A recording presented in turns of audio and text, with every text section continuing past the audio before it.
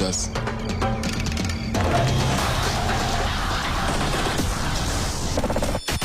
Je suis Henri Bédimo, faites comme moi, écoutez Radio Audace.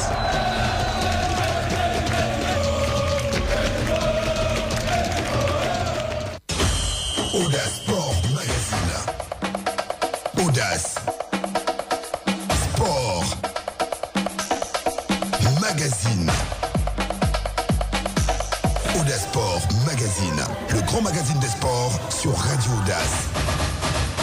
Les lives commentés des matchs, les interviews d'avant et après match, des joueurs, entraîneurs, dirigeants et supporters du football. Passez en revue l'actualité de tous les sports. Les documentaires de choc. Des débats explosifs avec des invités de marque sur Audace Sport Magazine. Tous les dimanches de 15h à 18h sur 106.8 FM. Audace Sport Magazine, le baromètre de l'actualité sportive. Tous les dimanches de 15h à 18h.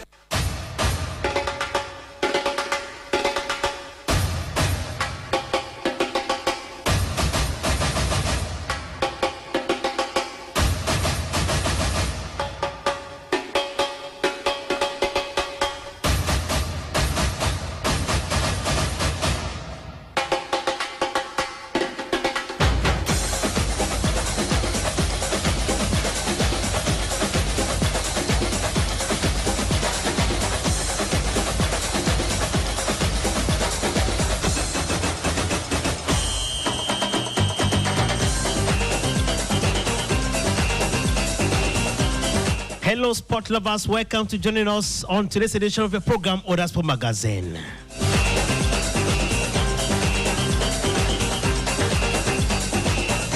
On today's edition of the program, Audace Sport Magazine, we shall be taking a retrospective look to get to understand those big news that animated world of sport in Cameroon, be it Fekahan, football, and what have you.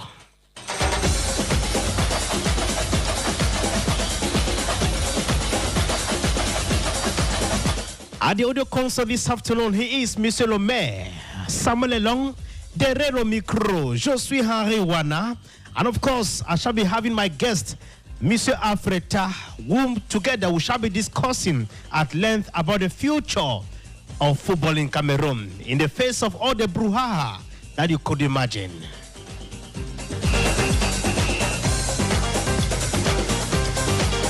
It is a big day in Douala, in the nation's economic capital, Douala. Bonbanjop and, of course, Nasara Gamakai are going to be clashing at exactly 5 p.m. at the Bepanda Omisport Soccer Theatre. Don't you miss a bit of it, for we've got you covered as far as that game of tonight is concerned. Who is going for the playoff between Nasara Gamakai and Bonbanjop? That is Dinamo Douala.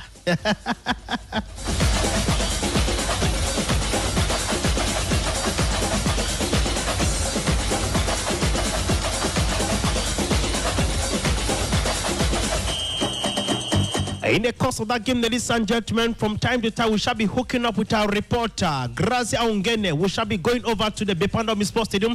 She shall be giving us minute-by-minute report as far as the game of today is concerned. Now, let's begin with the very first actualité de la semaine. That caught our attention.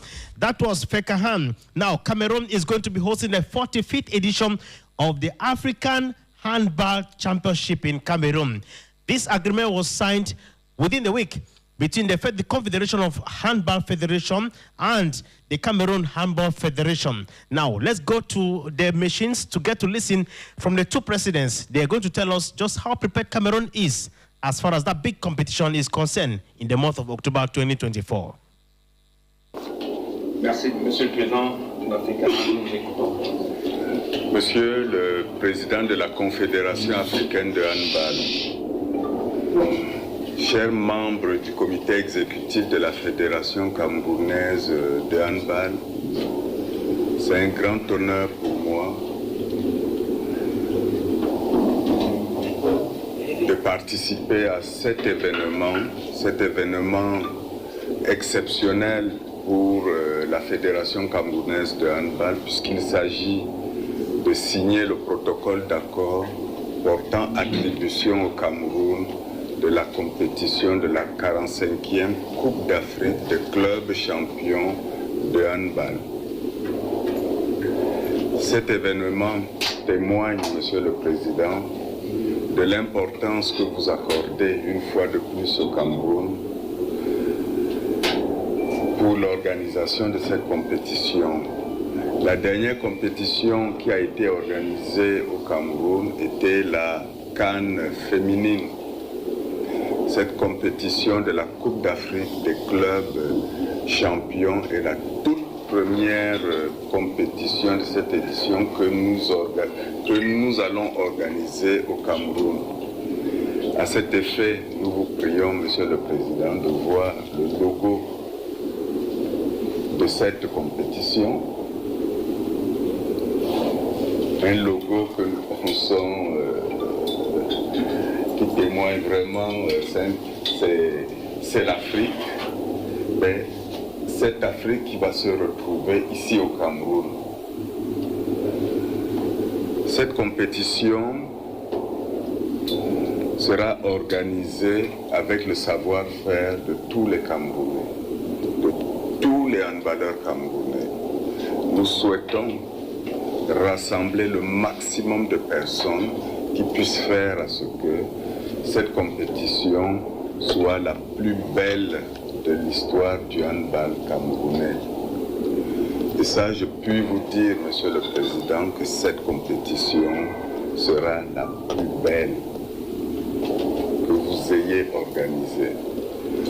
Nous sommes certains que nous allons être à la hauteur. Le pouvoir public nous font confiance. Monsieur le ministre des Sports et de l'Éducation physique, le professeur Narcisse Moelle-Kombi, est avec nous, va nous soutenir et nous sommes vraiment déterminés à ce que cette fédération, cette compétition se passe dans de bonnes conditions. Nous allons organiser plusieurs réunions à cet effet et ces réunions-là vont faire à ce que cette compétition se passe également dans de bonnes conditions. Je profite de cette occasion pour vous remercier, aux confédérations africaines de handball, pour tout ce que vous faites pour le handball camerounais, la formation des entraîneurs, niveau D, niveau C. Prochainement, je l'espère, la formation des arbitres. Nous vous avons proposé la formation des dirigeants sportifs pour nous arrimer à la haute compétition. Je remercie également Monsieur le ministre des Sports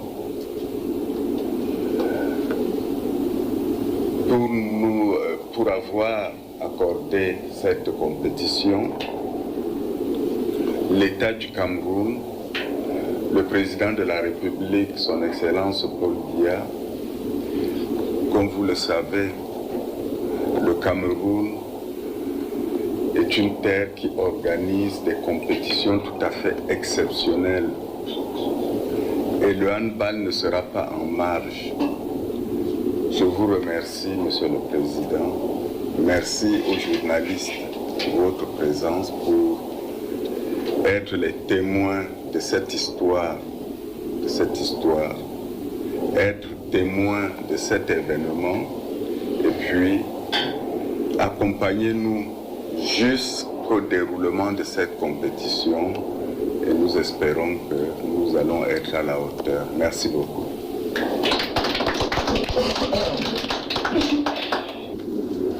Monsieur le Président de la Fédération camerounaise de handball,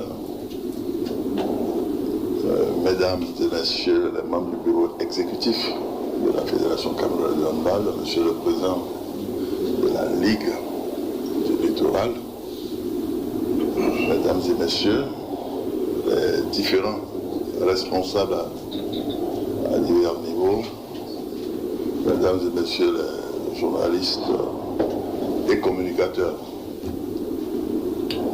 Nous voici ici réunis pour célébrer une cérémonie qui porte toute sa signification ici à Douala. Nous avons convenu avec la Fédération camerounaise de handball d'organiser l'édition 45 du championnat d'Afrique des clubs champions à Yaoundé au mois d'octobre, je crois précisément du 17 au 26. Nous avons choisi, ensemble avec le président de la Fédération camerounaise, de poser l'acte 1 qui peut supposer lancer le processus de préparation de cet événement. J'ai écouté avec beaucoup d'attention le président de la Fédération camerounaise de handball qui a pris des engagements en vos noms respectifs pour que nous puissions marquer bien évidemment l'attention des jeunesses africaines qui vont se retrouver ici au mois d'octobre. Je voudrais juste dire que c'est l'occasion rêvée pour traduire la reconnaissance de la Confédération africaine de handball, plus précisément du conseil d'administration, à l'adresse du ministre en charge des sports pour la sollicitude permanente et lui demander par la même occasion de transmettre à la haute autorité nos sentiments de gratitude de la famille du handball africain. Saisir l'occasion également pour dire que cet événement programmé n'est pas venu par hasard. Ça traduit juste la volonté des acteurs d'aujourd'hui qui veulent prouver à l'opinion nationale et à l'opinion internationale sa volonté, n'est-ce pas, de tout faire pour redonner au handball camerounais la place qu'il mérite sur l'échiquier international. Que le Cameroun, bien évidemment, retrouve ses lettres de noblesse. Et on ne peut être que complice. On ne peut qu'accompagner pareilles choses, parce que si la volonté y est, c'est comme si on vient pousser une porte déjà entrouverte. Nous allons bien évidemment organiser cet événement. Je souhaite tout simplement que cela reste un tremplin, n'est-ce pas, pour le handball camerounais. On n'a pas programmé cet événement parce qu'il faut le programmer. C'est un élément de plan bien réfléchi de la Fédération camerounaise de handball. Et je pense que c'est le lieu de traduire la disponibilité de la Confédération africaine de handball pour accompagner la Fédération camerounaise de handball afin que ensemble ces objectifs soient atteints, afin que ensemble nous puissions faire en sorte que le handball camerounais soit mieux représenté sur l'échiquier international. Un petit appel, un appel à l'endroit de tous les partenaires potentiels, de toutes les couches sociales, de tous ceux qui peuvent apporter leur contribution au succès, je ne dirais pas de l'événement, mais au succès voulu par les acteurs d'aujourd'hui. En tout cas, nous restons disponibles à accompagner cette institution. Je souhaite ardemment que tous les acteurs potentiels fassent de même. Je souhaite ardemment que les communicateurs que vous êtes, les journalistes que vous êtes, vous puissiez rêver avec les dirigeants d'aujourd'hui, afin qu'on puisse retrouver le sourire d'antan qui caractérise l'opinion, le public, n'est-ce pas, camerounais. sais que avec un peu plus de volonté, avec un peu plus de rigueur, nous avons travaillé ce matin pour, disons, faire le tour d'horizon. Je pense que si nous arrivons à combiner tout cela, bien évidemment, le handball camerounais retrouvera aisément ses lettres de noblesse. Nos prières tout simplement vous accompagnent pour réussir. Je vous remercie pour votre aimable attention. Audace Sport Magazine.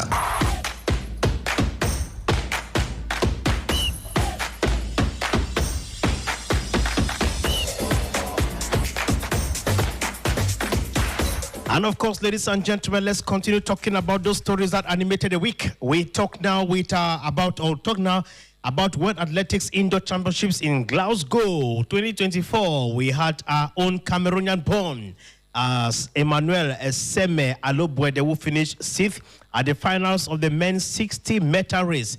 The fastest man in Cameroon set 2 national records to reach the finals, that is 6.54 seconds at qualification heat and 6.52 seconds at the semifinals. He says, and I quote, "I am grateful to God. I came here to have fun, no pressure. I do not want to put any pressure on myself like at the World Championship last year." It is signed, end of quote, Emmanuel Eseme after his semi-final hit. Now, let's leave athletics to talk about another story that caught attention within the week, which was, of course, the outing of the president of the Cameroon Football Federation, Samuel Eto'o, in an interview he granted to France 24. And many have been attributing it, many have been analyzing it on their own way about, or I should say, he abandoned media houses in Cameroon to go to France 24 and grant a press conference, or he explained that's the bilan or the point analysis or the report card of Cameroon's poor performance at the just ended AUCUN in Côte d'Ivoire. Inside the same interview, he outlined several issues like the stay or the not stay or the non-renewal and renewal of the contract of Coach Rigobert Song, which of course, according to some media outlets, the stay or the contract of Coach Rigobert Song ended on the 28th of February 2024. And of course, it was not renewed. Not that he was sacked at the helm of the national team. Their contract ended, and the Ministry of Sport and Physical Education says we are not going to renew their stay at the helm of the national team. It's very simple. If my contract ends with Audace today and my management tells me, Henry, we're not going to renew your contract, it doesn't mean that I've been sacked. It simply means that my mandate or my stay with the house has ended and I have to go. So, as simple as that. Now, let's take a listen to Samuel Eto'o, and I shall see you all shortly after that. Du ballon rond, merci beaucoup Samuel Eto'o. Bienvenue chez vous. Je vais revenir sur la Coupe d'Afrique des Nations en Côte d'Ivoire, élimination en 8e du final du Cameroun contre le Nigeria. Un échec. Une contre-performance. Une contre-performance pour nos adjectifs, pour ce que nous avons préparé. Mais nous savions aussi que ça devait être une compétition relevée. Et maintenant, il faut penser à l'avenir. Alors l'avenir, il y a notamment l'avenir du sélectionneur, Rigobert Song. Son contrat arrive à terme. Est-ce que vous pouvez nous dire s'il va être reconduit dans ses fonctions ou s'il va être remplacé? Permettez-moi déjà de rendre un vibrant hommage à Rigobert, qui fut mon capitaine à l'équipe nationale. Et pour ma part, je pense qu'il a beaucoup apporté à cette équipe. Mais les lois du football étant ce qu'elles sont, on n'a pas atteint nos objectifs et notre comité exécutif et moi-même, nous ne nous voyons pas en train de reconduire leur contrat.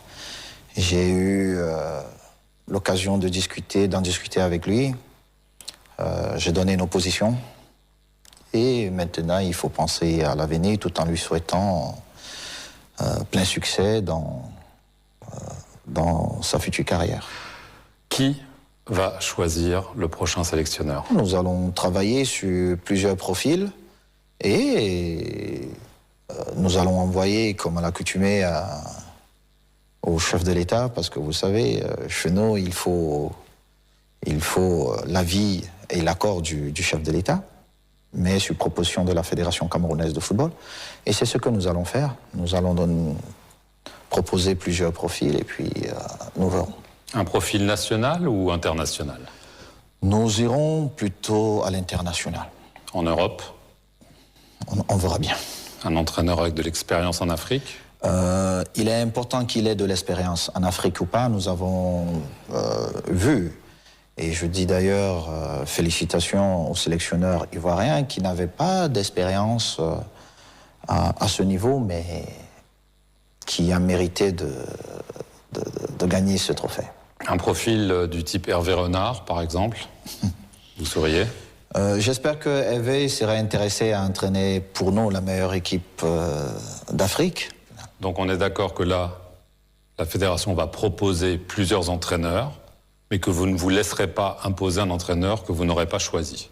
Ce rôle est de la compétence de la fédération, et uniquement de la fédération, pardon.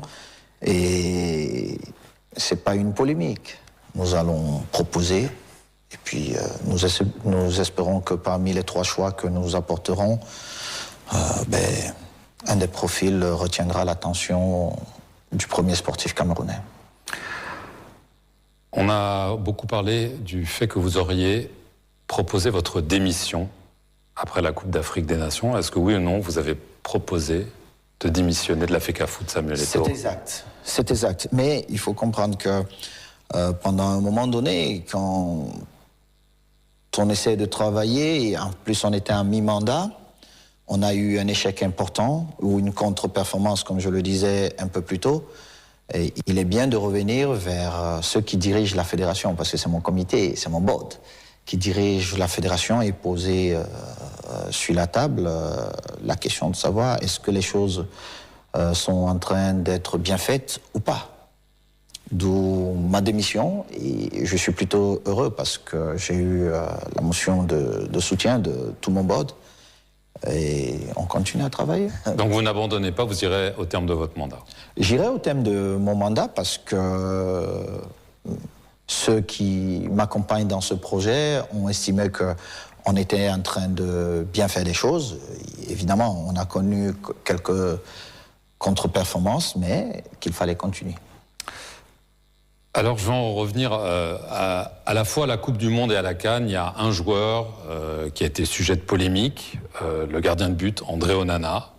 Et on sait que pour des raisons déjà disciplinaires, il avait été mis de côté pendant la Coupe du Monde.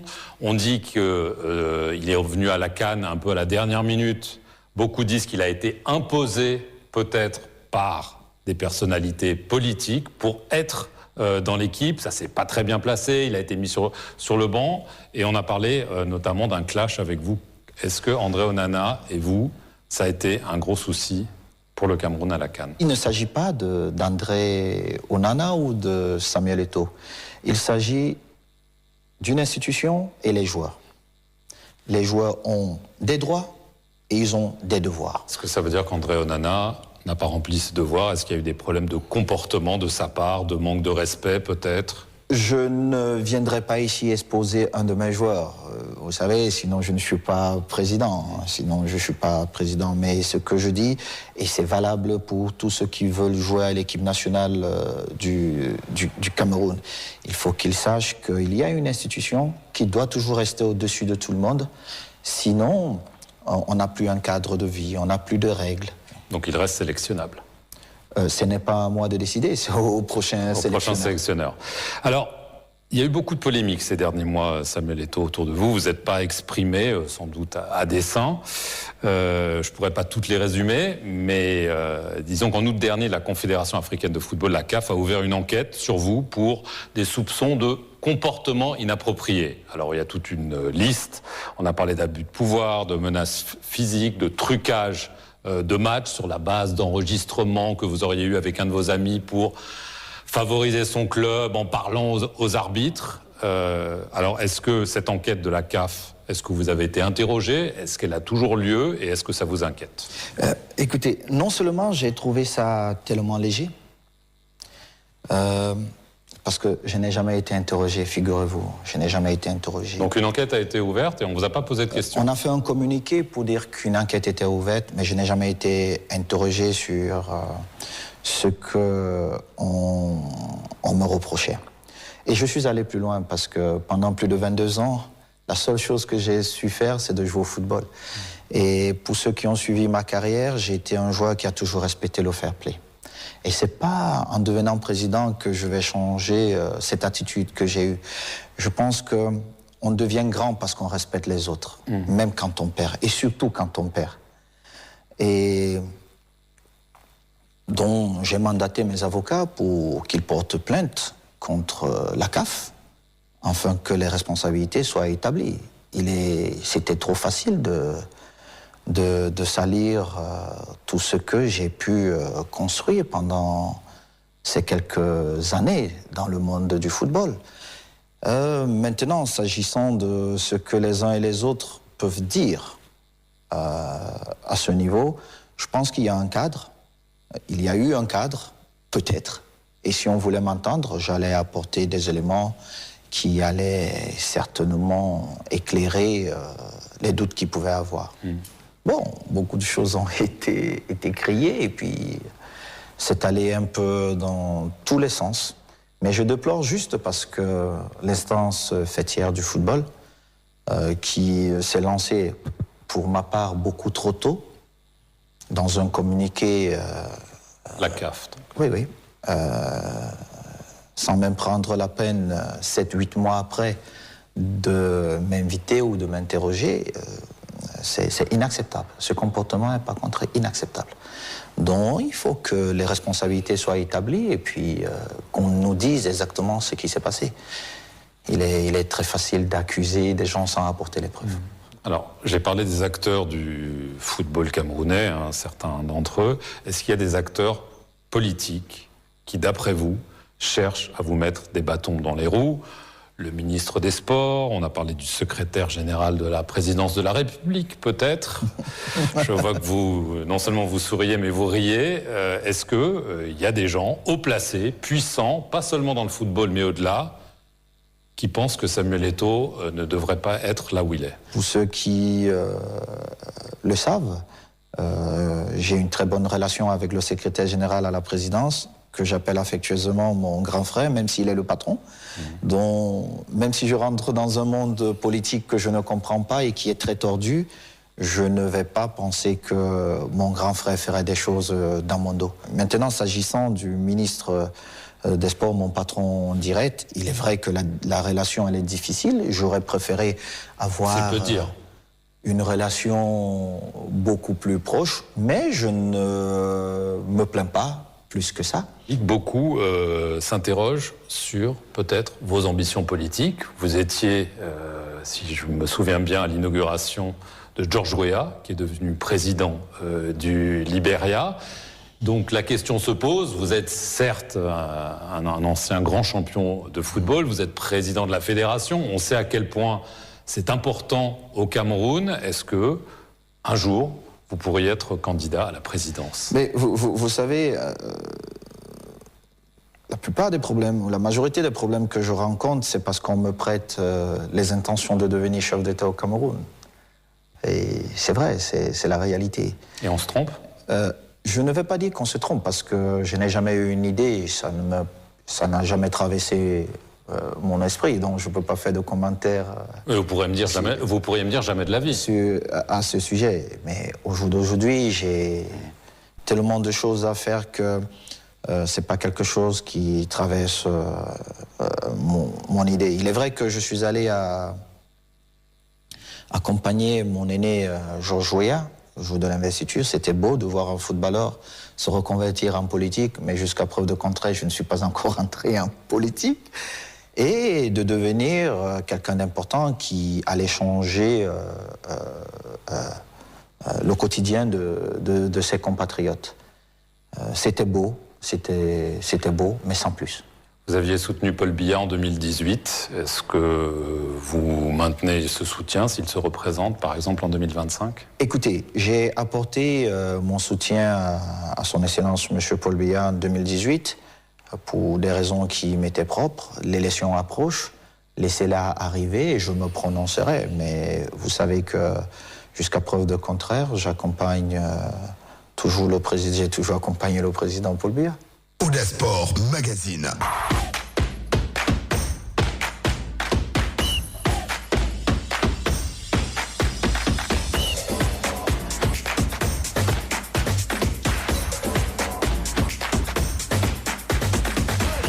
Welcome back, ladies and gentlemen. You're still live on your program, Audace Sport Magazine, this Sunday. And of course, we are now going to take on this warm heart message from Rigobert Song, whose mandate was not extended or renewed. He says that, dear supporters of the Indomitable Lions of Cameroon, I was very honored. I was very honored for 2 years as manager and trainer of the national team of Cameroon, that is the Indomitable Lions of Cameroon. And at every instance, during my delicate time of 2 years at the helm of the national team, you accorded me your maximum support. He says it was an honor to serve as head coach of the Indomitable Lions of Cameroon. He will forever remain an indomitable lion. It is signed by Rigobert Song. He says he extends his gratitude to the head of state, President Paul Biya, and the entire government for their confidence bestowed on him. He equally thanked every player who had a spell in the den of the Lions of Cameroon. He equally thanked the Executive Committee of the Cameroon Football Federation, FECAFOOT, for their maximum collaboration and confidence bestowed on him as well.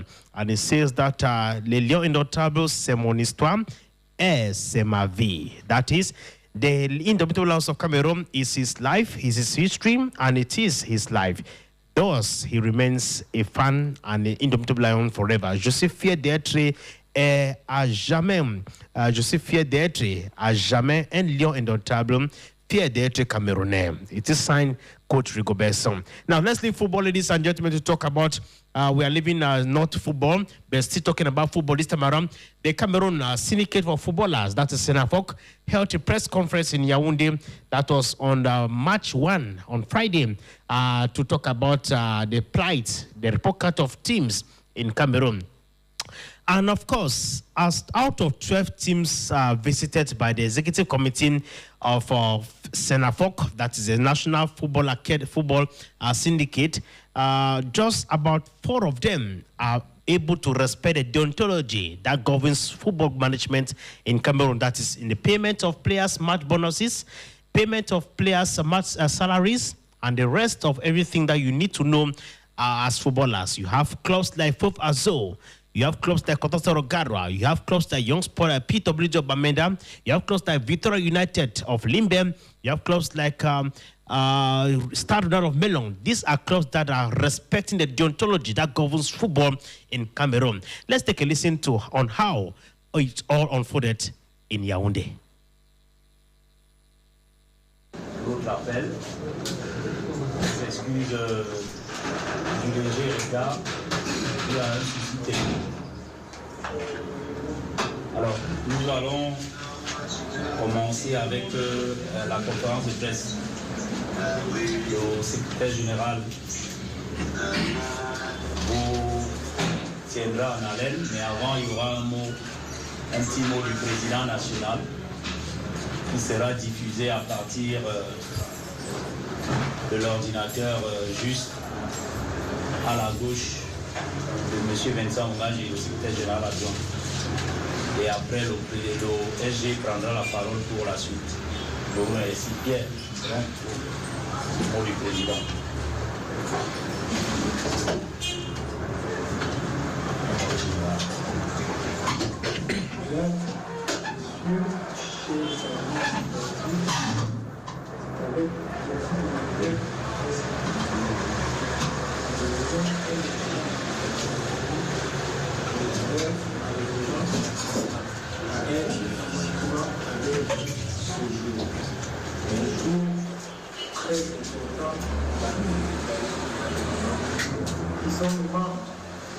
Nous avons rencontré lors de notre premier. Néanmoins, je serai secrétaire général du Sénateur, maître NOUS, et les membres du comité directeur vont vous apporter des réponses à vos interrogations. Je vous souhaite une très belle séance et à très bientôt. Merci. Bien, mesdames et messieurs, j'espère que tout le monde m'entend de là où il est. Je vais essayer de parler avec une voix qui est audible. Je parlerai aussi beaucoup avec le cœur. Donc si à certains moments vous constatez que le débit change, ne vous en étonnez pas. C'est une occasion assez particulière, comme l'a dit le président du SINAFOC. Et donc, au nom de tous nos adhérents et adhérentes, nous vous remercions d'avoir accepté de venir échanger avec nous ce jour. L'objectif de notre rencontre est double. D'abord, nous voulons présenter officiellement le bilan de la tournée nationale que nous avons commencé au mois d'octobre 2023, qui n'est pas encore achevé, mais qui est presque à la fin. Ensuite, nous allons vous présenter un outil que nous avons mis en place et que nous allons ensemble améliorer, que nous appelons le baromètre du SINAFOC. Le moment choisi est donc idéal, parce que ce week-end marquera la fin de la première partie de la saison en NTN Elite Football. Je voudrais profiter de cette occasion pour saluer le secrétaire général du CTFP qui nous a fait le plaisir de venir et de répondre favorablement à notre invitation. Merci, monsieur le secrétaire général, monsieur Faustin Blaise Bida. J'aimerais préciser que nous avons invité à ce point le secrétaire général de la Fédération camerounaise de football. Nous avons invité le président de l'ASEC.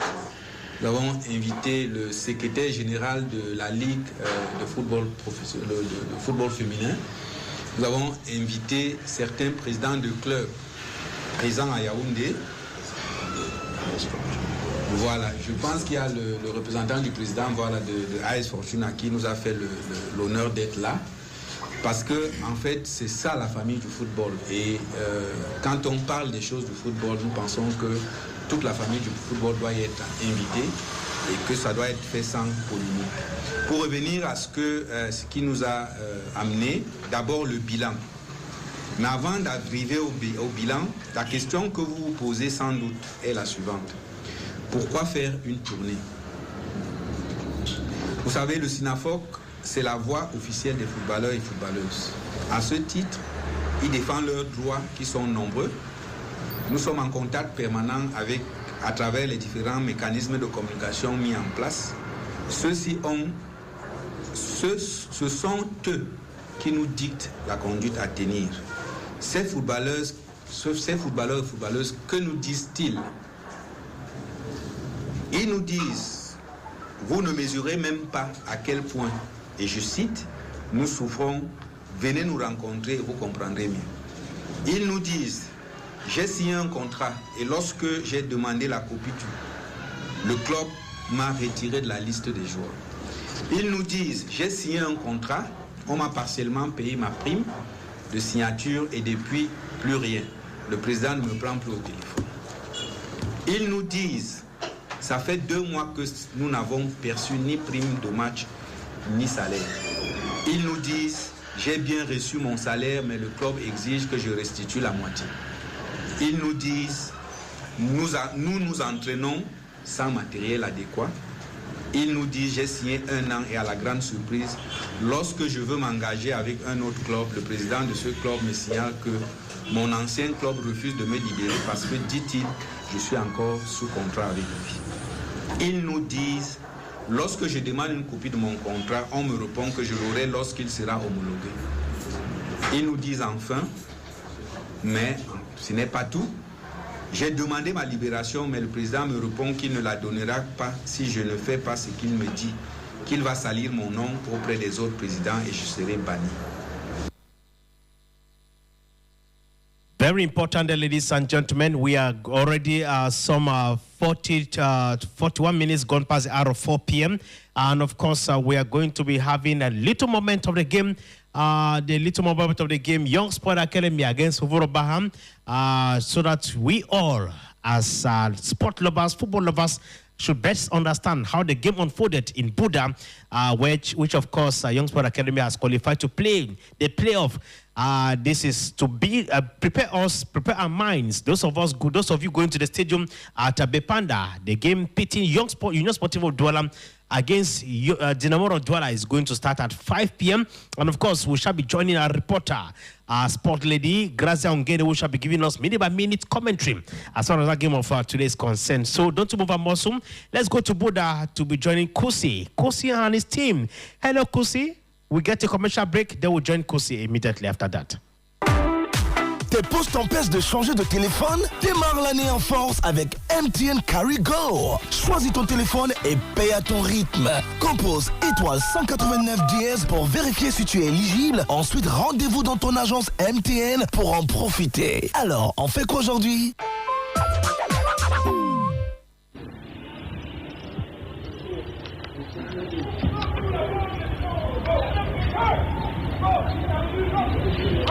Good afternoon and welcome to the Buda Municipal Arena where Young Sports Academy are taking on Fufu Club the Baham. It is match day 18 for MTN Elite One Championship and a last deciding fixture with high stakes for Young Sports Academy where a win will take them straight into the playoffs. Fufu Club the Baham, even with a win, will still be far off getting a playoff space, and Young Sports on the advantage have to do more, fight more, give their best, and give joy to their faithfuls that have traveled all the way from Bamenda to come witness this encounter. Tiambu Frankie for Chindo. Chindo making a run towards the right flank, sets a cross in, but it is a clearance there for Fufu Club the Baham center backman, Mesanga in control, he plays with Mujibu.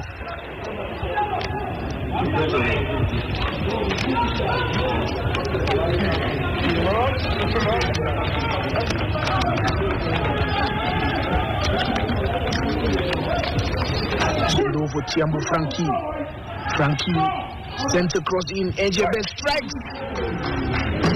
That might have just been the first opportunity to break deadlock, but then it wasn't on target.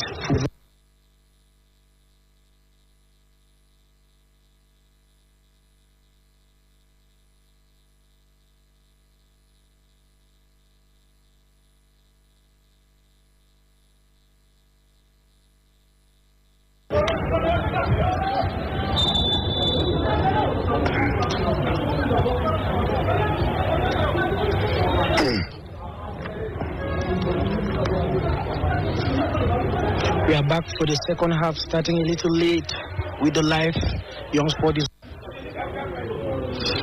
We had some technical issues which we've sorted out, and we are back live. Mujibu running through to Young Sports Academy. Mujibu strikes. It's the woodwork. He had two options. He had to pass to Fang Enjebet or convert, but then he went for the goal straight and was denied by the goalpost. This is not a time for a player to be selfish. They need to fight for the team, do their best with each other to see that they can attain this win, which is well needed, highly needed. This is the second time Young Sports Academy are missing chances. First was Fang Enjebet who struck a power shot in the box, but he went over the bar. Mujibu with Enjebet supporting. He went. Enjebet struggles to dribble past Fufu center back. Uben Ngenge who stopped that action.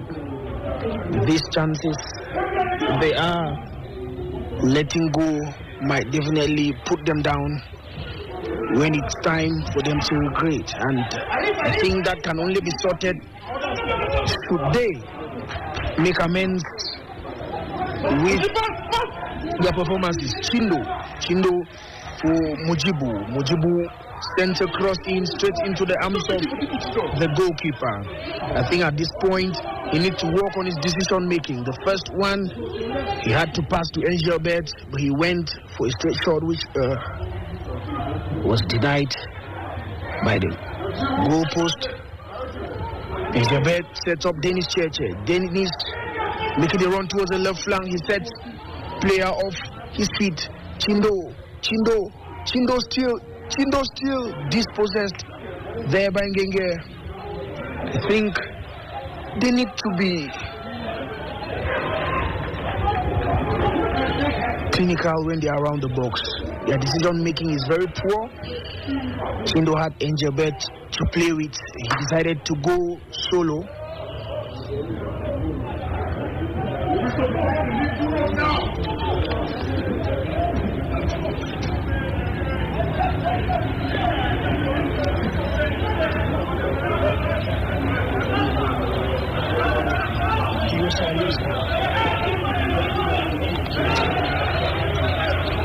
Great interception there from Jiberu for Engelbert, who is running through with that action. Dispossessed there by Fuvu's Joyce Mwafo. Long ball through. Fuvu at the attacking end.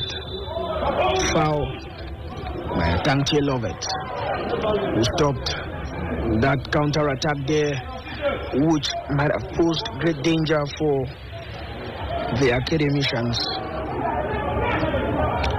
Fuvu are playing a less pressured game because their stakes, they don't even have stakes. But Young Sports at the high pressured end because they need a win to head for playoffs. They have 21 points and need a win to get to 24, which is the mark for playoff qualification in this pool. Dennis Cheche, loose ball, cross in there, just in the box. Eric Cantona, the man who scored Fuvu's consolation against Cotton Sports at the Rumdaja Stadium, received the ball, but then nature of the pitch was against his cleats and he had to go to the ground. Mohamed sends a long one through. Mujibu Mohamed deflects for Tiambu, but there is Ikpeme. Great combination. Ikpeme. Banda to Monterio. Monterio with the run into the box. Sets a cross in. Eric Cantona almost got the opener for the Yangwa. But then that foot to Monterio's cross by Eric Cantona didn't attain perfection. And that is a point where fans of Young Sports breathe comfortably again. Engelbert deflects, sorting for Chindo, whose run wasn't timely. Bopi Pambianji sends a long one through. There is Monterio. Monterio, long ball through. There is Eric Cantona, who is caught on offside duty. As you join the live, make sure you share so that as many people as possible can also join to enjoy this encounter pitching Young Sports and Football Club de Baham. Great reception there from Fang Engelbert, who is dispossessed. An area cleared. I think that hunger and thirst which we expect from the academicians isn't felt yet. They need to do better. Tiambu Frankie with a loose ball there. Now it is a throw in for Fuvu. Banda plays with Monterio. Monterio for Ikpeme. Ikpeme starts back with Ngenge. Chindo struggles to dispossess him, but he was quite cautious enough. Tsage fouled by Captain Ipeme of Fuvu Club de Baham. Long ball through for Dennis Cheche, who is caught on offside duty.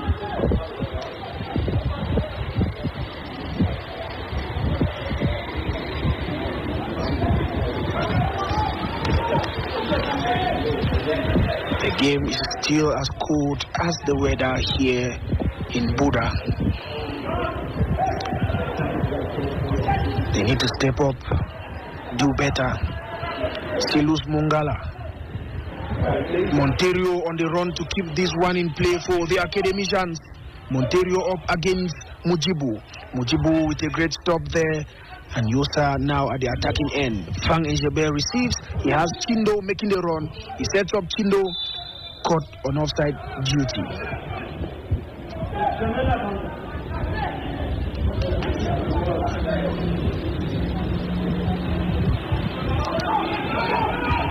Yangwa quite in control of the game and have less pressure to their shoulders. The academicians need a win so bad because playoffs hopes depend on the scores of this encounter.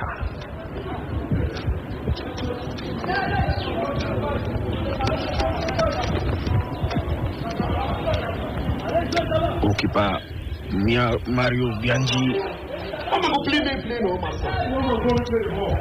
starts off with Joyce. Mario. Infringement on Banda by Tage Frank. Ipeme on set piece duty. Sends a long ball through.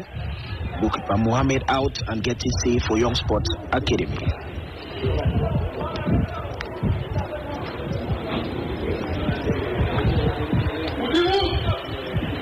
You know, with football at some point in time, it doesn't just depend on how good the team is, how well the players respect and manifest the coach's tactical dispositions, but it also depends a lot on how highly spirited the players are, how hungry and thirsty they are. But as at now, the level of hunger and thirst is still below par. They need to step up.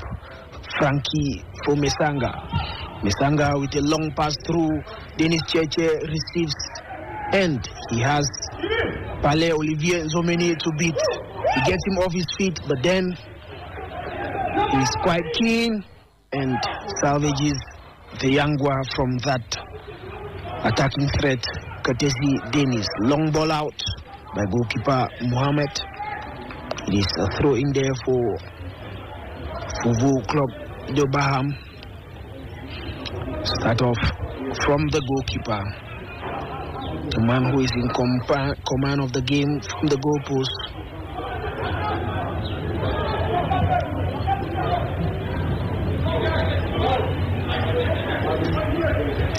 Jiberu. Dennis Fusilus Mungala.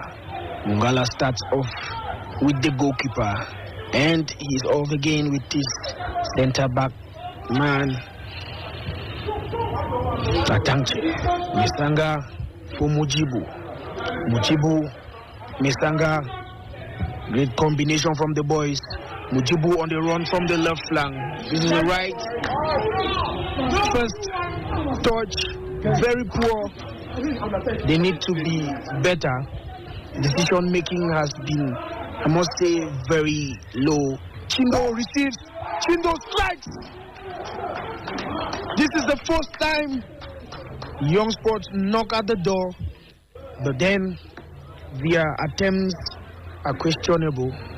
They need to be clinical in front of goal, make use of the opportunities they have now, because should they not convert, they will definitely regret when it is time to have stakes accounted for. Mujibu again. Mujibu for Chindo. Chindo strikes. It is the opener for Young Sports Academy. Captain Chindo is the man. Mujibu, player of the month of December, with the assist. Goal number 6 for Chindo John Bosco. He counts 9 goal contributions this season for the academicians. Chindo, the opener for Young Sports this afternoon at the Buddha Municipal Arena. This is all the needed. The fans up to their feet, singing glorious songs, with 5 opportunities placed between the 3 attackers. This is the one that has seen the academicians find the back of the net. Chindo with that reception in the 18-meter area. Great composure. And yes, he finished off beautifully. Chindo, what a player. He keeps on making the numbers. And yes, this is all the need. This is all the need, the goals. No matter how beautiful they play, they need to do better. This is Young Sports in time of Blitz having Chindo to rescue.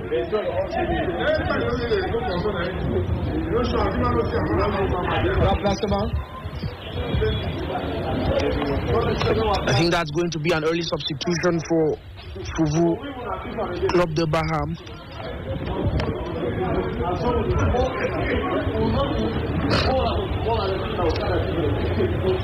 Kofi Maje is with the 4th official preparing to come on, who is being taken off. It is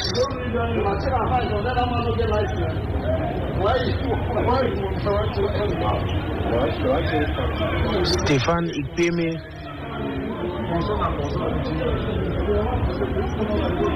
who is about to come off.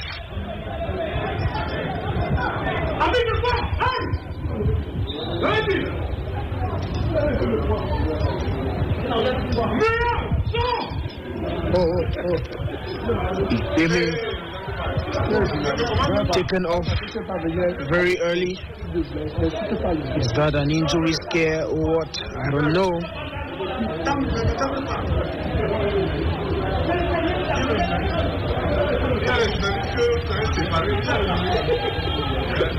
The scoreboard reads Fuvu 1-0.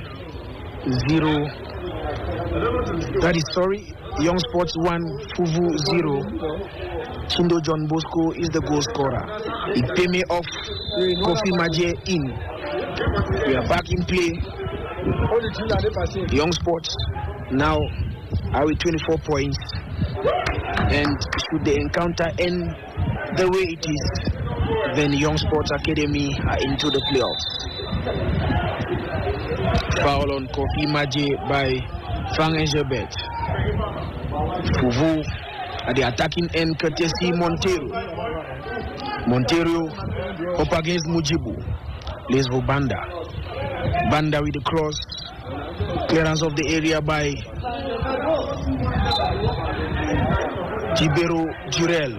Young Sport at the attacking end.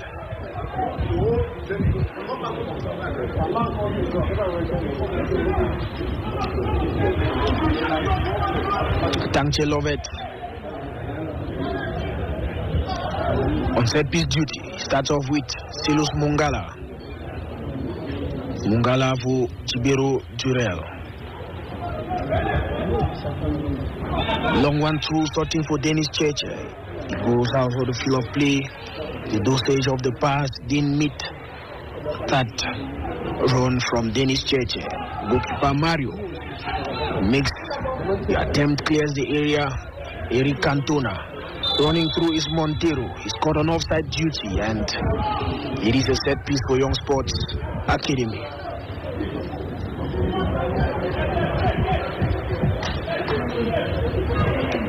Young Sports Academy lead by 1-0. Chindo John Bosco was the goal scorer. Atangche Lovett. Banda. Fuvu starts off with the goalkeeper. Dennis Cheche pressing. Montero is quite very technical here at the left flank. We see him making a good run off Mesanga. Fuvu at the attacking end. Cross in. Chibero clears the area.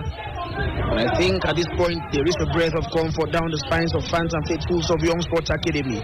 I think at this point when the Fuvu is attacking, Yosa and their fans are definitely on a hot seat because they don't need to have Fuvu scare them with goals or even with opportunities to score, because they are the ones who need the goals, because a win for them takes them to the playoffs. And as it stands, they are closer to the playoffs now than ever. Frank Engelbert gets two players off their feet. He sets up Mujibu, who is on the run. Mujibu assisted the first goal, attempted to get the second, but goalkeeper Bianchi with a fine save. Great attempt there from Mujibu Mohamed, but we must also appreciate Frank Engelbert with that fine display. I mean, the young lad with great technical skills and foot maneuvering, he got two defenders off their feet and set up Mujibu beautifully. It was just that final icing on the cake from Mujibu that would have accounted that action like one of the best goals this season. Frank Engelbert on the run again. He has three players in the box. Sets up a fine cross. What a fine clearance there. But Mujibu would have been, I must say, he would have shown great hunger. Would have, well.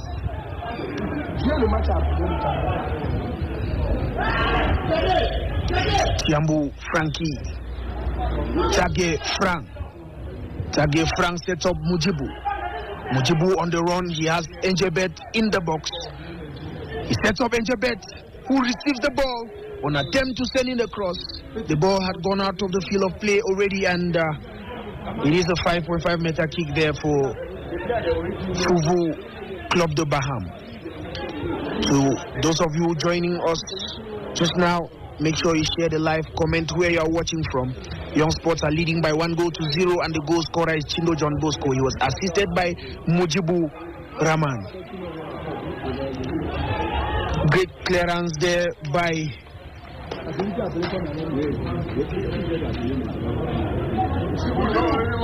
Silus Mungala.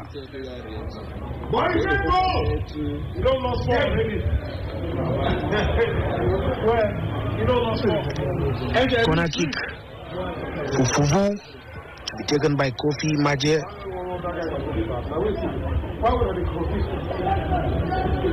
There is a stacked box. 7 players from Fuvu, as opposed to 8 from Young Sports Academy.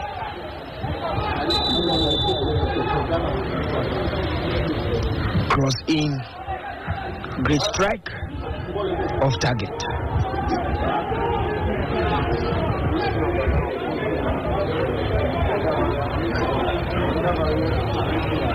Gama Sali, special greetings to you in DOP. Share the live so that many people can join us to enjoy this encounter here.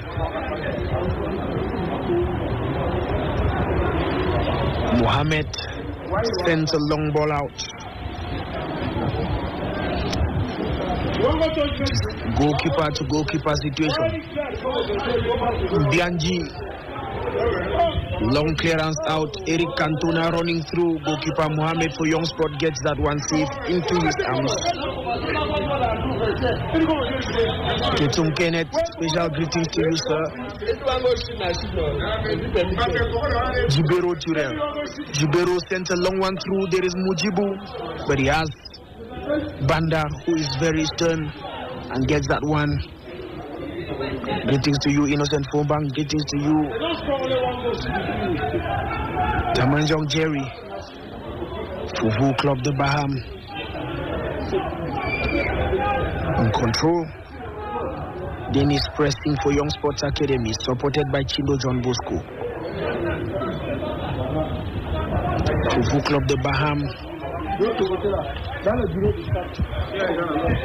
still searching for that goal that can restore the game to parity, but Young Sports Academy are looking for another goal to double the lead. Montero, dangerous left winger, great defensive prowess and show case there by Mesanga.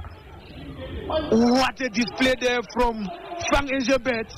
Chindo on the run again. Chindo still. Chindo, he sets up Frankie Tiambu. Very poor strike there from Frankie, who had the chance to double the lead for Young Sport Academy. Set up on a platter of gold by Chindo. He had just a shot and the goalkeeper to beat, but he went for a loose shot there, and it was time for him to get down to correcting his next actions out around the box. Young Sports 1-0 Fuvu Club. Eric Cantona fouls Atangche Lovet, and it is a set piece for Young Sports Academy.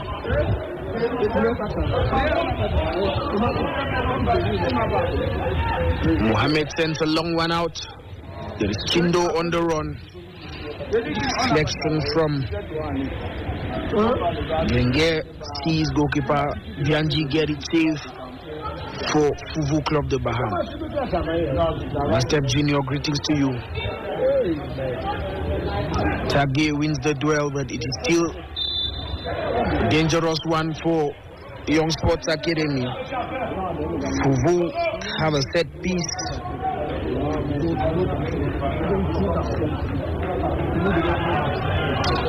At a very technical area.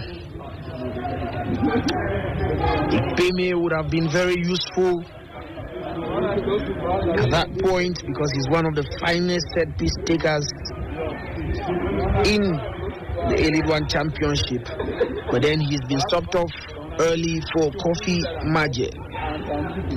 Maje and Marion Frank Bombok are on set piece duty. Who is going to take that shot for Fuvu Club de Baham?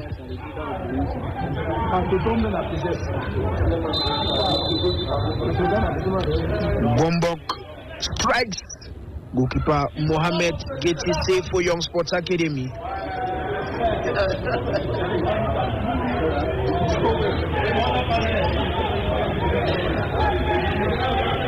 Mohamed starts off quickly with Sagi. Clearance of the area for Mesanga, who was mounted pressure there by Lionel Tebunjoko. Audace Sport Magazine.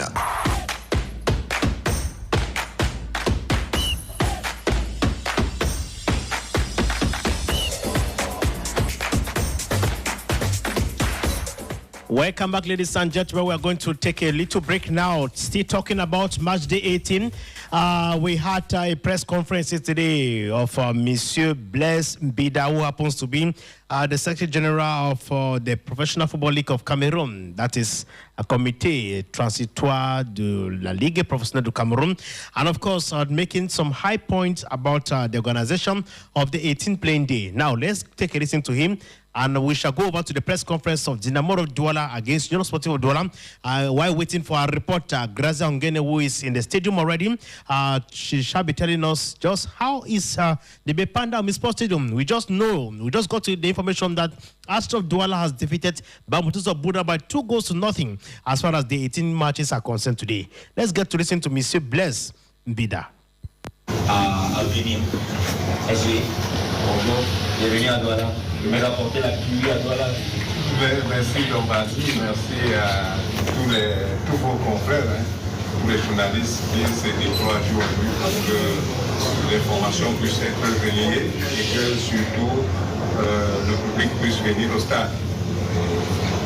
Effectivement aussi, nous allons saluer tous les supporters des deux équipes de demain, c'est d'aujourd'hui. Et depuis le temps, depuis le voilà. Alors, SG, quelles sont les dernières informations? Qu'est-ce qu'on doit savoir sur la fin de la phase du pool? Et on va également tout à l'heure embrayer dans les playoffs. Bon, il faut dire que la particularité déjà de notre championnat, nous avons deux championnats, le championnat MCN Elite 1 et MCN Elite 2. Le championnat MCN Elite 2 s'est arrêté depuis le 14 janvier avant le début, un peu avant le début de la CAN. Oui. C'est achevé, la première phase, c'est achevé. Et aujourd'hui, nous allons vivre la dernière journée de la première phase du championnat MCN Elite 1. Et la particularité aujourd'hui, c'est que les matchs, il y a deux sous-poules. À l'heure d'aujourd'hui, nous n'avons que 3 équipes qui sont qualifiées pour les playoffs. Pour la sous-poule A, il n'y a que le Canon de Yaoundé qui est qualifié. Pour la sous-poule B, il y a Coton Sport de Garoua et Stade Renard de Melon. Et donc, ce sont des rencontres qui sont assez discutées. C'est pour ça que vous avez vu au niveau de la programmation, nous avons scindé les deux sous-poules. La sous-poule B se joue aujourd'hui, tous les matchs se jouent aujourd'hui. Il y a 4 matchs et ce sont les matchs qui sont en jeu. Ce match que vous voyez qui va se jouer aujourd'hui, en principe c'est un match qui est en jeu parce que UMS de Lou, effectivement, est aussi à la recherche d'un ticket pour pouvoir se qualifier pour les playoffs. Il y a un autre match du côté de Yaoundé entre Avion du Camp et Faux-Azur qui cherche aussi une place. Et il y a un autre match en jeu en Bouddha entre Lyon Sport et Foucault, les deux équipes qui cherchent aussi une place pour les playoffs, pour rejoindre certainement Stade Renard et c'est Coton Sport de Garoua. Donc ça c'est ce qui concerne la sous-poule B. Maintenant la sous-poule A, il faut dire que c'est aussi extrêmement discuté là-bas. Nous avons Canon, celle qui est qualifiée comme je le disais plus haut. Et donc, il reste 3 clubs qui doivent jouer, qui doivent retrouver Canon. Effectivement, c'est pour ça que vous avez vu, après avoir fait tous les calculs possibles, il y a 3 rencontres qui seront vraiment très discutées. Et ces 3 rencontres, à l'issue de ces 3 rencontres-là, on aura ceux qui vont rejoindre Canon. Et c'est pour ça que si vous avez vu au niveau de la programmation, nous avons mis tous ces dates, toutes ces 3 rencontres-là à 17h. Donc, vous avez la première rencontre, effectivement, c'est entre Dynamo de Douala et Union de Douala, qui va se jouer ici à 17h. Vous avez du côté de Garoua, Gazelle de Garoua contre Floride de Bamenda, qui va aussi se jouer à 17h. Et vous avez du côté de Yaoundé, Colombe de Yaoundé contre Ingridjam, une rencontre qui va aussi se jouer à 17h. Donc voilà, ce sont les dispositions que nous avons eu à prendre. Il faut bien le préciser, le règlement ne nous obligeait pas à pouvoir programmer comme ça. Au contraire, le règlement dit dans son article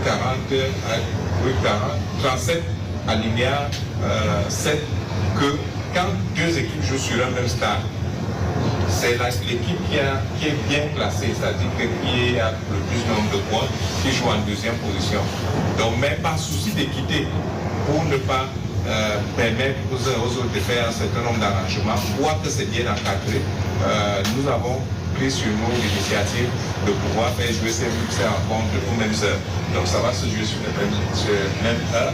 Et c'est vrai que ça nous coûte un peu parce que après nous avons les charges qui s'augmentent en termes de carburant et autres, mais le président de l'Afrique nous a dit qu'il faut qu'on respecte l'équité et c'est pour ça que nous l'avons fait.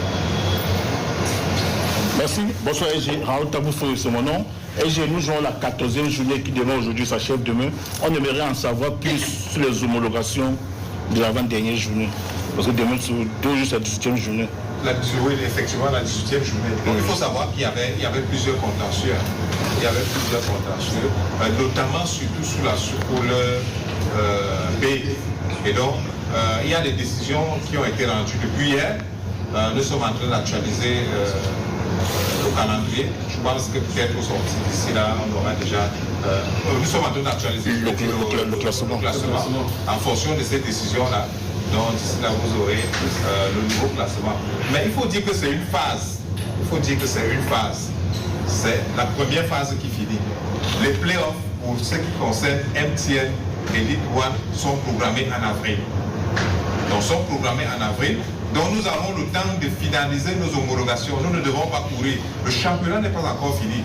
Mais, par souci d'équité, je pense que le président de la fédération a instruit et les commissions se sont assises. Elles ont tranché sur un certain nombre de litiges et c'est pour ça que nous avons rendu, la commission a rendu des décisions qui sont déjà notifiées au niveau des clubs, sont déjà au courant de ces décisions-là. Peut-être que ce n'est pas encore au niveau des journalistes. Les décisions sont là, nous allons mettre ces décisions-là à votre disposition. Mais toujours est-il que ça a été réajusté. Donc, toutes les homologations ont été faites. MTN et tout, on a eu toutes les homologations.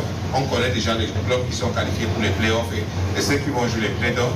MTN et Ligue 1, à la fin de cette journée, on aura tous les clubs qui seront qualifiés. Une dernière, s'il vous plaît. Je sais qui c'est moi. Rodi Djengwe, directeur de publication de www.lavoixduperroquet.com. Il y a cela quelques heures, vous avez été interpellé au niveau de Radio Equinox sur la situation des salaires impayés des arbitres. Je n'ai pas très bien compris votre analyse de la situation. Est-ce que vous pouvez revenir là-dessus? Qu'est-ce que vous voulez savoir, monsieur le journaliste? Qu'est-ce que vous voulez savoir? Vous semblez dire qu'on en fait que ce qui est relié, c'est pas une information exacte, qu'on exagérait un peu et que... Est-ce que vous avez lu le communiqué du président de la CAF nationale? Est-ce que vous avez lu? Non. Alors, ok. Malheureusement, vous n'avez pas lu ce communiqué.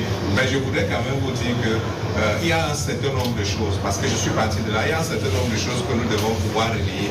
Parce que quand vous suivez l'intervention de M. Corbelec, qui est le président de la CAF du Littoral, qui fait une comparaison des exécutifs. Et qu'est-ce qui s'est passé? Et il nous dit que l'arbitrage a régressé à l'aide de Samuel Eto'o. Je dis non, il faut que les arbitres qui sont là, ils doivent pouvoir le savoir. Ils doivent pouvoir dire la vérité. Parce que, je vais vous dire, à l'aide de Samuel Eto'o, vous savez quels sont les efforts qui ont été faits. Nous sommes partis de, quand Samuel Eto'o arrive, on trouve, il y a 7 écoles d'arbitrage. Donc nous sommes partis de 7 écoles d'arbitrage pour 42 écoles d'arbitrage. Les arbitres, on a rajeuni les arbitres. On a élevé les émoluments des arbitres. Et le président de la FECAFOOT a demandé que ce soit tracé. Ça veut dire quoi? En principe, c'était même en termes de salaire. Et c'est vers ça que nous sommes en train d'aller. Il a demandé un bon nombre d'arbitres. Et c'est pour ça que vous allez voir aujourd'hui, les arbitres jouent assez de matchs. Vous allez voir les mêmes arbitres revenir. C'est une volonté. C'est pour qu'à horizon d'ici 2027, que nous puissions avoir des arbitres au niveau international pour remplacer les AUCUN qui sont partis, qui n'ont plus de remplaçant et autres. Donc il y a beaucoup de choses qui ont été faites. Maintenant, il y a les procédures. En ce qui concerne l'argent, il y a des procédures. La première procédure, la commission centrale des arbitres fait des désignations.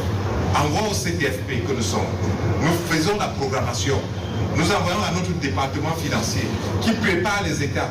Envoie ces états-là au niveau de la Fédération camerounaise de football qui sont validés à l'intérieur. Et on renvoie, dès qu'on a les accords, on paye les arbitres. Et les arbitres sont payés. Contrairement à ce qu'on nous dit qu'il y a 10 journées, 12 journées, non.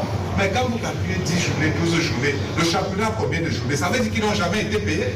Mais vous-même faites un peu le ratio. Donc les arbitres sont payés, mais il peut y avoir des retards. Comme ça a été le cas dernièrement où nous sommes peut-être à 3 ou 4 journées. Le président de la Fédération camerounaise de football a donné des instructions et tout cela sera réglé. Et peut-être même que c'est en train d'être réglé. Parce que quand c'est réglé, ils ne viennent pas vous redire que c'est réglé. Et en ce qui concerne sa sortie, vous avez suivi, c'est pour ça que je vous demandais, vous avez suivi la sortie du président de la CAF nationale qui s'est désolidarisé de cela et qui reconnaissait tous les efforts que le président de la Fédération camerounaise de football fait pour le football en général et pour les arbitres en particulier. On va prendre une dernière question. Casimir Ozi, RSI. LG, on sait que il y a les playoffs, la deuxième partie du championnat qui se prépare déjà parce que certaines équipes sont déjà qualifiées. Et vous, au niveau du CTFP, déjà, ça va se jouer où exactement? Et la deuxième question, mais est-ce que la MTN Elite 1, deuxième partie, la MTN Elite 2, deuxième partie, vont se jouer dans la même équipe. Voilà les questions qui nous préoccupent. Il faut dire que la particularité des playoffs cette saison, c'est que, en fait, c'est une deuxième phase du championnat. Donc, c'est une partie intégrale. Parce que vous avez vu les playoffs l'année passée, c'était 4 clubs. Maintenant, ça dit que c'est vraiment intégral. Et donc, nous avons, en ce qui concerne MTN Elite 2, nous avons les 16 clubs qui sont concernés. Playoff up, playoff down. Et ce sont des matchs, quand vous regardez, nous aurons au moins, ça va se jouer en 7 journées. Quand nous avons planifié 7 journées, c'est 3 semaines et demie. Et 3 semaines et demie, dans une seule ville, il faut des stades. Parce que ça va se jouer régulièrement et beaucoup de matchs. Et donc, les dates sont déjà arrêtées. Pour MTN Elite 2, nous allons commencer en mars, au mois de, ça dit qu'à ce mois, donc nous allons commencer, je pense, le 9 mars. MTN Elite 1, nous allons commencer en avril, au début du mois d'avril, avec la particularité que nous allons d'abord commencer avec les play-off down, parce que de ce côté-là, il y a 11 clubs qui vont jouer, donc il y aura plus de journées, et après nous allons lancer les play-off up à partir après le 14 avril. Donc voilà à peu près. Maintenant, les villes, nous sommes en train de faire une étude, mais vous savez même très bien que les matchs de football se jouent dans les villes où les gens aiment plus le football peut-être, mais où il y a plus aussi des stades pour permettre aux clubs de pouvoir s'entraîner d'abord déjà parce qu'il faut des infrastructures d'entraînement et il faut des infrastructures nous allons jouer. Merci bien, merci SG. On va virer jusque la rencontre.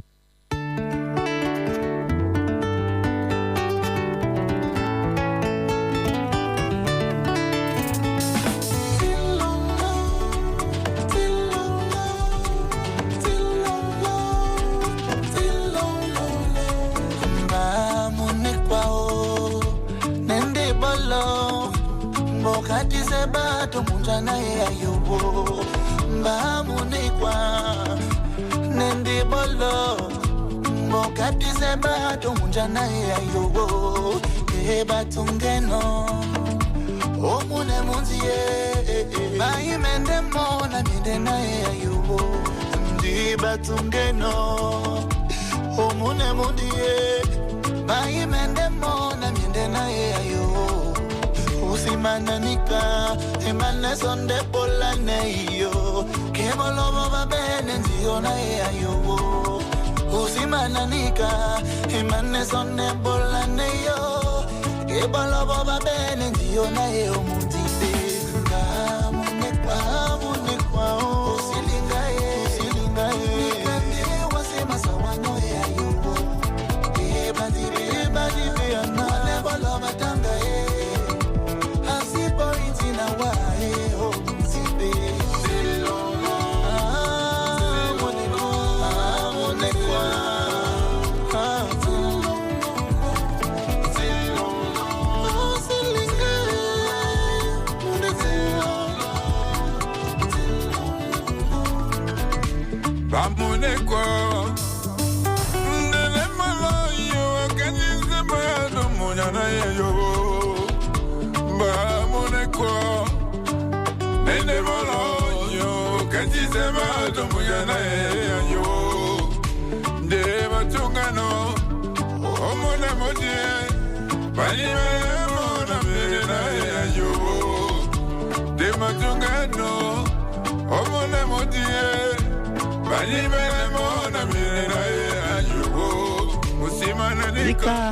Beautiful music there coming in from Ixmalaya featuring Emi Kange, Munekwa.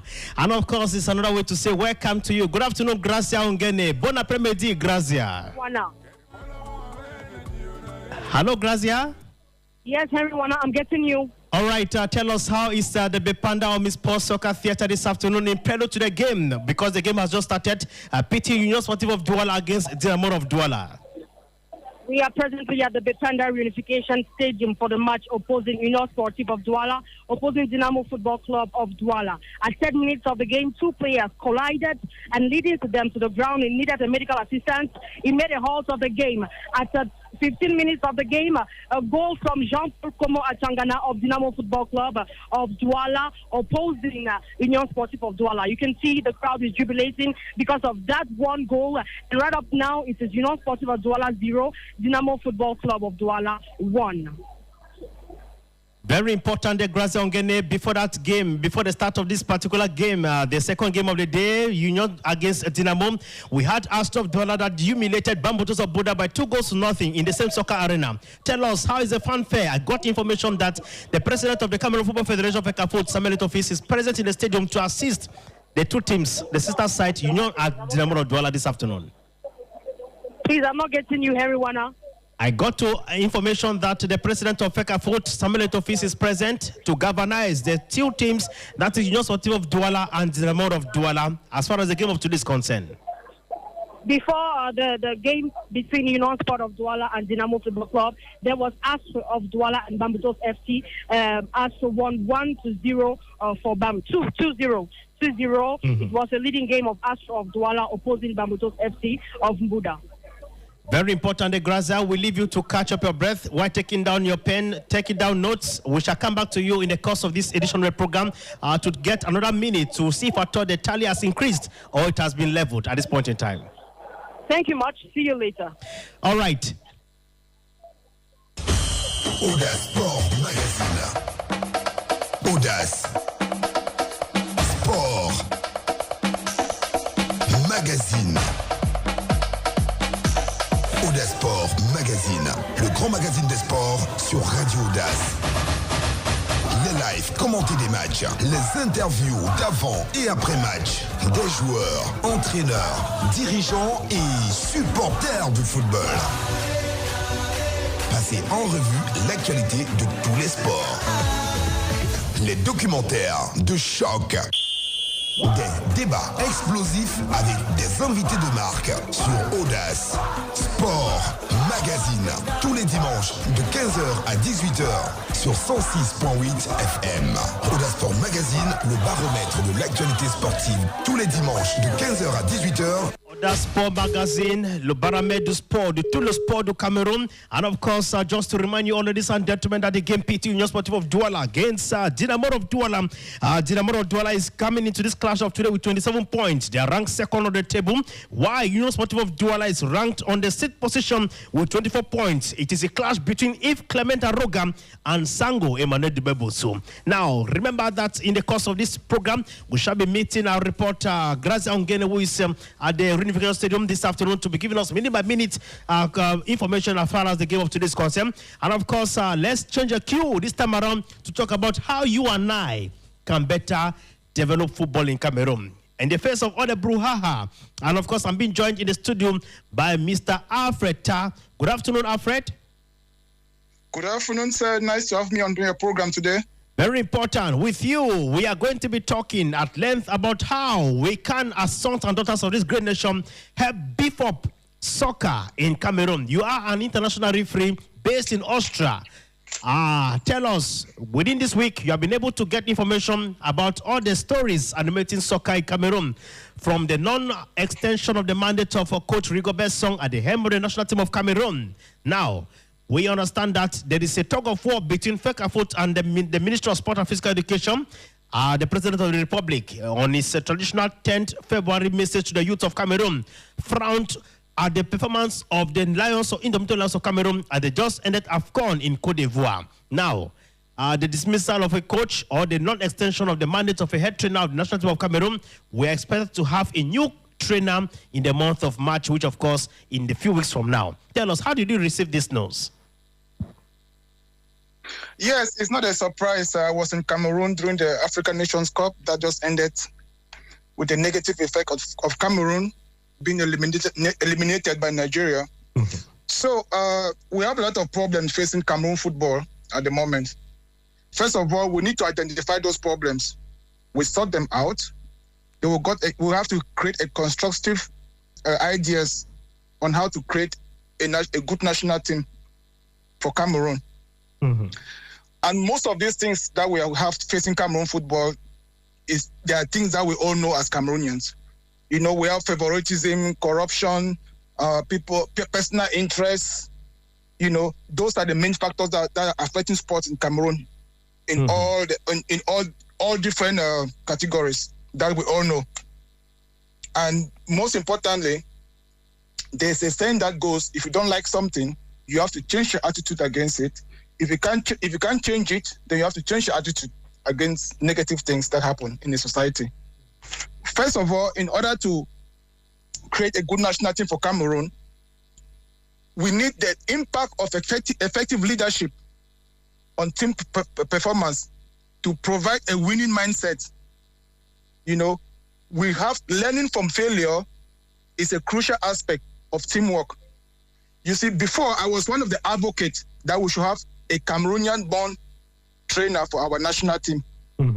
I went on TV and I preached this message in different medias because having a home-based coach is very important to play a fatherly role to the young players. Somebody who understands the system and the psychology of our people, of the players, who can talk to the players one-on-one on personal basis.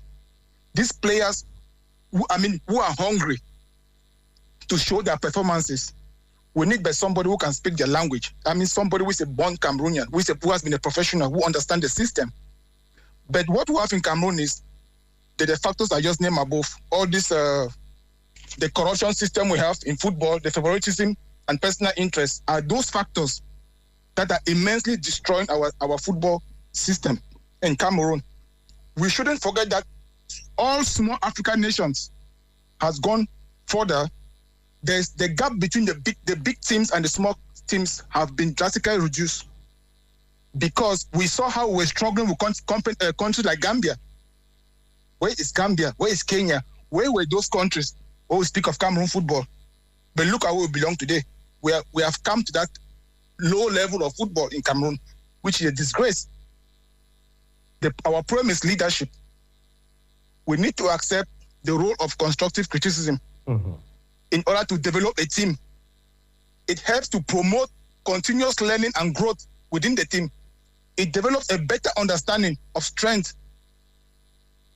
We have to embrace to build up resilience and adaptivity among team members. We have to have a good communication skills among the teammates and the manager.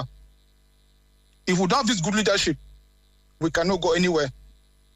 Positivity and self-interest are one of those essential elements that attribute for a football team because it creates a supportive team and it enhances the fostering in cooperation and discipline.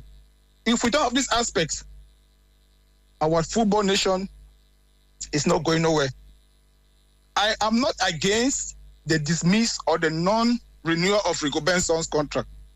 Maybe he was new at the job and he lacked some experience. There's nothing wrong with that. We all get jobs that we learn in the process. Exactly. Look at the coach of Senegal. He was in the same position that Song is today, but nobody dismissed him or they didn't stop his contract because he learned from the process, and now he's one of the best African managers in Africa from Senegal. So I will still go for the fact that we maintain a home-based coach. Why? Because a home-based coach is not too expensive as these foreign people they bring to Cameroon to come and squander our resources, take them out of the country without bringing any good results. It's not about the coach that matters. It's how he executes his function with the national team. That is what matters. We all went to school to learn. When we come back as teachers, it now depends on how we execute our knowledge to the students. That's what is going to bring out their performances. It's not from where we come from or the color of our skin. It's how we can interact with our players. Let me call it our children in this matter, because I want a coach that has to play a fatherly role to the national team. Somebody who can speak right to the marrow. But then Rigobert Song tried his best with the national team, bringing in young guys to get to understand the winning spirit in the Lions Den.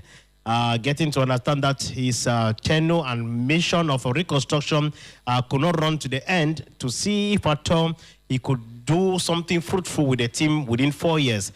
2 years after, his contract was not renewed, and so he had to pack his bags out of the den of the Indomitable Lions of Cameroon. Now, here are we to square zero again, to begin the erosional period again, like geographers will tell us, to begin the erosional period again. What kind of personality do you expect to see? You are talking about a home-based player. Who else in Cameroon could best manage a team, a national team of Cameroon, at a delicate time when Cameroonians are very impatient when it comes to resort? Yeah, I think there are a lot of Cameroonians who are coaches out there who are doing a good job at their teams. There's a local B. There's this other guy in Turkey. Mm-hmm. I just forgot his name. This other former striker of Cameroon. He's doing a good job there in Turkey. Those are Cameroonians. Webo? Yes, Webo. Sorry, yes, Mm-hmm. Webo. Those are Cameroonians who are doing well out there, and I'm sure there are other Cameroonians who are doing the same thing, who have the UEFA license, who can coach that team. So the issue now is, it's not about these personalities. Mm-hmm. It's how they integrate, how they bring the idea. And the problem is, we should not politicize football in Cameroon. That is one issue we have. Mm-hmm. Because the football management is not directly managed by those put in power. It's managed by those who sit in their offices to create favoritism and insecurity for the talents. Because if somebody is going to sit in the office who has a political power, want his cousins or his brother, his nephew or whoever to play for the national team, they have a big influence in the national team. Mm-hmm. That is not what it's supposed to be. So we have to take away politics from Fecafoot. And then secondly, we have to have self-discipline, because this self-discipline is an essential tool that makes a supportive team. Okay. And brings a good environment for the players. And secondly, we have a lot of players, home-based players, who are very good. We should try to create what we have like regional balance in selecting players. Okay. And we don't have that. We don't have a regional balance of selecting players because there's corruption in Cameroon. A few while ago, I was in Cameroon. Some referees were being suspended because they went on protest for lack of payment of salaries. How can it be in Cameroon? Referees go to officiate matches. They don't pay them salaries. What do you expect? These referees are being tempted to go on corruption. And when you are tempted to go on corruption, who offers you money, you let the other team win. And when the team win, which is the best team that you know, this team is the best team, and you let the team down. How are those players who have been let down going to play an international competition or going to play an inter-African competition to be exposed? Mm. Those players are not going out there because they have no means, because of corruption. Their team has been corrupted, they have been cheated, and there's no way to expose their talents. But then, those are the things. Alfred, you are talking about giving chance to our local home-based players. Did you watch the AUCUN closely, looking at the team of South Africa, the Bafana Bafanas, where most of their players are coming from? Mamelodi Sundowns and Orlando Pirates. You see they have a professional league. The league is very fruitful, and you don't compare. How do you compare players like let me say a player from a club like Bambotos, a club like Fuvuro Baham, a club like P. Tonton de Bamenda, a club like Young Sport Academy, which of course some of them have not been able to pay their players monthly salary regularly, to be given the opportunity to play the national team level. They might have their talents, but I do think they are ripe enough to defend the colors at an international level. Because a club like Audace Gara, which is the best club in Cameroon, they go continentally, but they are always been eliminated in the first round. What more of a club like UMS of Lom? No, actually, the point I'm trying to make here is to have a regional selection of best players to play in the national team. Because these clubs are always going for the African Championship, being eliminated. That shows us that the management of our league in Cameroon is not strong enough, it's not competitive enough to go further in such competitions. My point is we should have a balanced selection of players, because there are players from different regions of Cameroon who can be put together to create a good national team. The idea of bringing European players to come and play in the African team, as compared to the South Africans, they had a solid team, and I bet you, I think 90% of those players that played for South Africa are playing in their national leagues. Exactly. Because they have a good league. So what is happening now is, to have a good national league has to do with the management. A colleague of mine just pointed out that football management should be done by football lovers and not by former footballers. Because former footballers, they have their personal interests, but a football lover is who is a diehard for a win. A football lover is somebody like a fan who wants to see his country win and going for the best. That was an idea I had from one of my colleagues. Okay. So the management is the problem. Because if you have people in the management team who are former footballers, they have their fellow football mates who they played in the same clubs, either in Europe or in Cameroon. They want to give them the chances for their juniors to come and replace their names in the national team. That is not how it's supposed to be. If I'm a professional referee today, it doesn't mean that my son is going to be a professional referee. No. For sure. I'll give my son a chance to follow his own dream. If he wants to become a professional referee, fine. But I'm not going to force him there because I want my family name to continue. That is not what is supposed to happen in football. But you see, there are very few footballers who have their offspring. You see, like where George, the former president of Liberia, the son is playing for America. Exactly. Those are rare examples. You see, like in Ghana, the two Ghanaian brothers, Abedi Pele was a great player. Those are few examples. Not all great players, the Mbappe from Cameroon and the son, they are also good examples. Yeah. Not all former players are going to have offsprings who are going to be superstars. But we in Cameroon will fail to forget that we want to replace our team based on man-no-man basis. That's favoritism. So management is our problem. If we should change the head of management in Cameroon football and we put a football lover to manage the federation, we are going to produce an effective national team. Remember back in the days when we were kids, Roger Miller and Zipakem, Mbu Emil, those days, those were die-hard players. They went to the World Cup. I mean, they were not playing in top clubs in Europe back then. Exactly. Most of them were local players, but they produced good results. Okay, look at in the 90s, in a toast area, they were playing good football because the administration was different.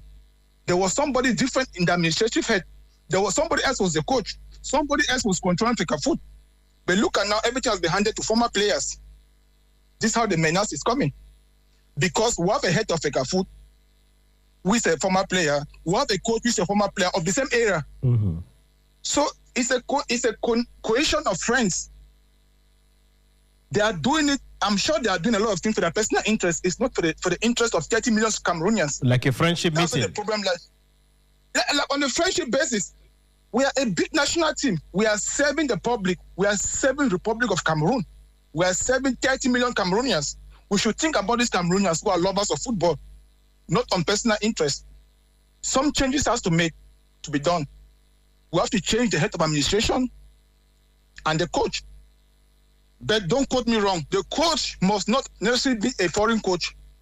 We can still go in for a national coach because most African teams that came in for the Nation Cup in the past and even last present, they have been doing well with national coaches. So we don't need a foreign coach. Because that money that we can take and pay for a foreign coach, we can use just 1/4 of that money to pay our home-based coach and the rest of the money to improve our infrastructure, mend our studios, repair our studios, build in more football stadiums in Cameroon. I mean, open companies to give sponsorships to players. When players are promoted, they are motivated, they bring the best out of them. Those are the factors that will improve football in Cameroon. But then, so we need to change the mindset. Alfred, before Rigo came up, many were clamoring for a Cameroonian to coach the national team. Rigo came up. His result was not fruitful. Many started calling that he should be dismissed. He's not qualified. He doesn't have A. He doesn't have B. And you are proposing that we should give another Cameroonian the opportunity. to deliver the good. What if that Cameroonian come up again and the same stream of event comes up? Whose fault? Who should be blamed at that point in time again? No, at this moment, it's not about who comes in. The problem is how you execute your functions. The problem is the two people who are the head of Cameroon leadership in football are the same people who have been in the same area. They have this cohesion among them. And they are working hand in hand. But they are still football lovers. Yes, I understand, yes. Mm-hmm. The thing is, the football in Cameroon should be depoliticized. That means the people concerned in the administration should allow those in football administration to manage the football. We have a lot of external factors. Mm-hmm. So whoever coach is coming in should be able to have enough powers to write on the ultimatum that if I'm the boss, if I'm managing this club, all the powers and decisions should come from me, except or otherwise. That is how it functions in Europe. But you understand perfectly well that if you don't play politics, politics will play you. You either play it directly or you play it indirectly. Yes, of course. You either let me do my job the way I learned to execute my function, or you let it be. I will not take a job to execute what I learned in school, then somebody else is coming to influence my decisions. Mm-hmm. It means I'm not actually executing what I learned in school. It means all my education in the process was wasted. If you went to UEFA to get your Class A or B license to become a national coach, and somebody sits somewhere because a minister of transport, a minister of health, or minister of public security who has nothing about football tactics, and they just make calls for you to put in certain people because of personal interest or relationship they have with them on the pitch, that disrupts your mindset. And it's not only the teammates that are seeing that, 30 million Cameroonians are seeing that. Because if you put players who are not strong enough to occupy that position, and then you leave the other better players out, it doesn't make no sense. I will ask myself, why would somebody like Pierre Malone Koundé was left out for the Nation Cup? The question was not answered. Why was Fight Collins left out? Never answered. Jay Clinton was there. He was never given every 5 minutes to play in any of those games. In the first game, Toko Ekambi was wrongly positioned. I mean, those are the problems that we have. Chupo Maxim was never called up. These are players that we know could have produced something. You know, the whole Cameroon was saying that. But why did they decide not to bring up these people that we know will bring a better result for a national team? So we see that there's politics inside, which is not fair for 30 million Cameroonians. That's not what we need nowadays in our football. Okay. So that's the point. And we have to create good training environment. We have to get the players, even if they have to bring foreign players to play in the national team to represent Cameroon for a nation cup. I would suggest they take about 80% of home-based players. They take these few super talent players from outside to mix with them. Because what I'm saying is that if they have to take these super talent players from outside, they should take those who were born in Africa, in Cameroon, before going out of Cameroon. Let me give you an example. I was born in Cameroon. I execute my football functions in Europe because I have my license in Europe. Mm-hmm. So coming back to Cameroon, it gives me a double sense. I can operate in Europe, I can operate in Cameroon because I was born there, I practiced there, I trained there, everything. So those players that you are going to call who were born in Cameroon, they understand the system. You are going to bring, it's not about being, I'm not trying to be, to discriminate. Okay. For the Cameroonians who were born outside the country. My kids are born out of the country. Mm-hmm. But I'm not going to discriminate that. People who originate from their home base, they can operate on both sides efficiently. Let us concentrate on those home-based players and those that were born in Cameroon and taken outside professional to come back and play for the national team. We should try to limit the occurrence of those European children. I mean, those children born in Europe just to come and play football in Africa because they are not customized to our system. Mm-hmm. Okay, listen to another mistake that Rigo Benson did. I don't know whether it was him or it was the head of the FECAFU who decided when they were going for Nation Cup preparation, other clubs were coming to do training camps in some African countries. Our national team, Cameroon, was doing their own practice, but in Dubai. Saudi Arabia. On Saudi Arabia, whatever it is, Saudi Arabia. Of how good is that to Cameroon national team? You are supposed to have a training camp. If in your country you are going to Senegal, to Ivory Coast, you could have had that in your country somewhere. We have numerous good stadiums in Cameroon that were built during the Nation Cup. All right. You decide to come be spending money that could be used for something else. You are going to give it in a foreign country. I mean, it means they are just looking for ways to spend our money randomly. Money that could be used to fix our infrastructure. I mean, design our stadiums, fix the road going to our stadiums. That will help the economy of the country. All right, Mr. Ta Alfred, thank you very much for being there for us this Sunday. Hopefully we shall be again next week Sunday, where we shall have ample time to talk about how we, as the sons and daughters of this great nation, could best defend our nation and better soccer. Thank you for being there for us. Hopefully next week Sunday again we shall be together. It's my pleasure. Thank you very much for having me on your program. All right. All right, that was Mr. Ta Alfred joining us, talking about how we can together help to develop soccer in Cameroon, drawing lessons from the just ended AUCUN in Côte d'Ivoire. And of course, we are going back to the Reunification Stadium in Douala to meet Grazia Ongene, who is going to be telling us with some fans just how their game has been ongoing this so far. We're, of course, having Dinamo of Douala 1, thanks to Atangana Komi, who scored at the 40 minutes of play in the first segment of the game. It is not yet ended out there in Bepanda. The clash between Aruga Clement and Sango Emmanuel Dubeboso. While Atenisha making an attempt to get to Grazia Ongene, we shall be having reactions of the game, the first game of the day, which of course saw Bambutus of Buddha being humiliated by Astor of Douala by 2-0. If Grazia is already on the line, we shall be delighted to have Grazia with supporters of Dinamo and Union Sportive of Douala tell us how the adrenaline keeps rising at a very rapid rate. Now, Mr. Le Maire, let's get the reaction of the match Astor against Dinamo, Astor against Bambutus of Buddha. Cet après-midi, défaite pour cette dernière journée, on est très déçu certainement. Oui, déçu parce que c'est une défaite de trop.